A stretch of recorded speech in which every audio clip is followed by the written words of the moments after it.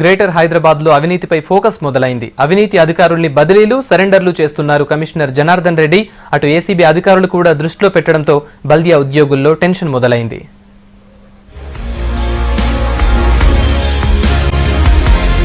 GHMC ఆఫీసులో అవినీతి అధికారులు భారీగా పట్టుబడుతున్నారు. చేస్తున్న ఉద్యోగానికి ఉన్న ఆస్తులకు పొంతన కనిపించడం లేదు. పెద్ద మొత్తంలో లెక్కలేని ఆస్తులు, డబ్బులు బయటపడుతున్నాయి.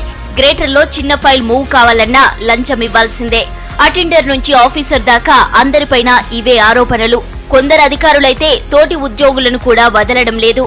కొందరు జీహెచ్ఎంసీ అధికారులు తమ కాంట్రాక్టు ఉద్యోగుల నుంచి లంచాలు తీసుకుంటూ ఏసీబీకి పట్టుబడ్డారు.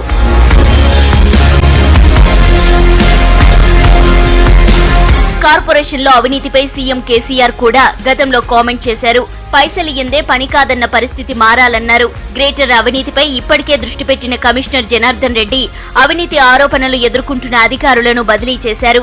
ఇంజనీరింగ్, శానిటేషన్ విభాగాల్లో 2 అధికారులను సొంత శాఖకు పంపారు. మరో 2ని సస్పెండ్ చేశారు.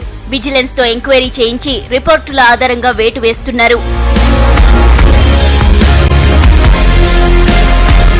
ఇక ఎల్ఆర్ఎస్, బీఆర్ఎస్ స్కీమ్ లో ఎలాంటి అవినీతి జరగకుండా ఏసీబీ అధికారులు మొదట్లోనే చర్యలు తీసుకున్నారు.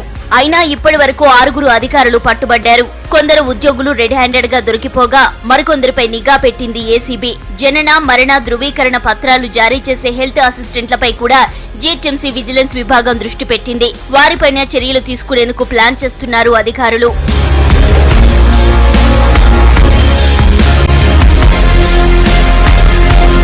సిటిజన్ చార్టర్ సరిగా అమలు చేయకపోవడంతోనే కార్పొరేషన్లో అవినీతి పెరుగుతోందన్న వాదనలున్నాయి. ఏ పనులు ఎన్ని రోజుల్లో చేయాలి, అవి కాకపోతే ఏ అధికారికి ఫిర్యాదు చేయాలనే వివరాలు సిటిజన్స్ కు తెలియడం లేదు. ఇన్ టైంలో పనులు చేయని అధికారులపై చర్యలు తీసుకుంటే అవినీతిని తగ్గించవచ్చంటున్నారు సిటిజన్స్. గ్రేటర్ హైదరాబాద్ లో చాలా కాలం నుంచి అవినీతి జరుగుతుంది. ఈ మధ్య ఏసీబీ అధికారులు కానీ, విజిలెన్స్ అధికారులు కానీ అధికారులను కొంతమంది అరెస్ట్ చేసి సస్పెండ్ చేస్తున్నారు. ఈ జరిగేది ఏదైతే ఉందో అది చాలా చిన్న వాళ్ళని చేస్తున్నారు, పెద్ద పెద్ద తిమ్మింగ్లాలను వదిలేస్తున్నారు. అసలు జరగాల్సింది ఏంటంటే ఈ అధికార వికేంద్రీకరణ జరిగితే, అంటే లోకల్గా ఒక డీసీకో లేకపోతే కార్పొరేటర్కో కనుక పవర్స్ ఇవ్వగలిగితే ఆ లోకల్గా పనులు వాళ్ళకి అవుతాయి. వాళ్ళు కనుక తప్పు చేస్తే అక్కడ అంబుడ్స్మెన్ లాంటి వ్యవస్థను పెడితే డెఫినెట్గా రానున్న రోజుల్లో జీహెచ్ఎంసీలో అవినీతి ఉండదు.